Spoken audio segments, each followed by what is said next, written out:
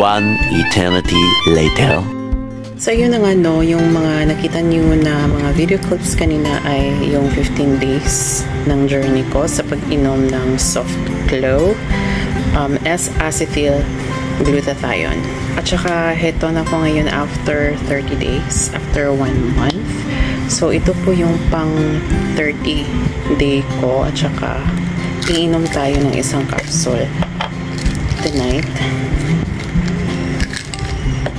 So ayan.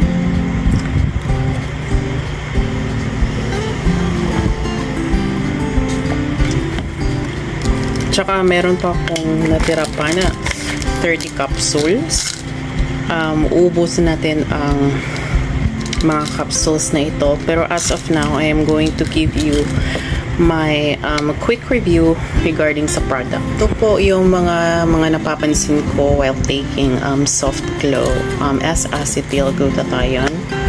First na mapapansin nyo is yung skin nyo. Hindi naman makakaila na nag-glow talaga ang skin nyo. I am going to give you a picture on the screen.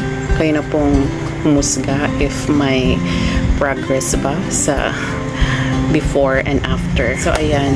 At saka isa din sa mga napapansin ko is that kapag nasilawan ang skin nyo sa sunlight or mga bulb lights, ganon, ay mapapansin mo na meron siyang coating shine. So, yun yung mga sinasabi nila no, na nagpapaganda ng skin dahil sa dala na rin ng collagen. At saka, hindi naman ako talaga pumuti sa product na ito. Pero, if masisilawan ka lang ng araw, ay mapapansin mo talaga na glowing ang skin mo. Tapos ayun, isa din sa mapapansin nyo is that yung himbing ng tulog mo, like deep sleep talaga, like napakahimbing lang ng tulog. At saka sarap sa pakiramdam pagising mo kasi alam mo na matagal-tagal kang natulog ng mahimbing. Tapos ito yung negative side kasi ako while taking Soft Glow, nakakaranas ako ng mabasa-basa na poop.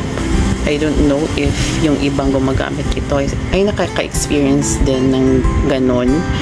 Pero sa akin lang personally, nung nagsimula ako ng take ng Soft Glow ay yung poop ko is mabasa-basa.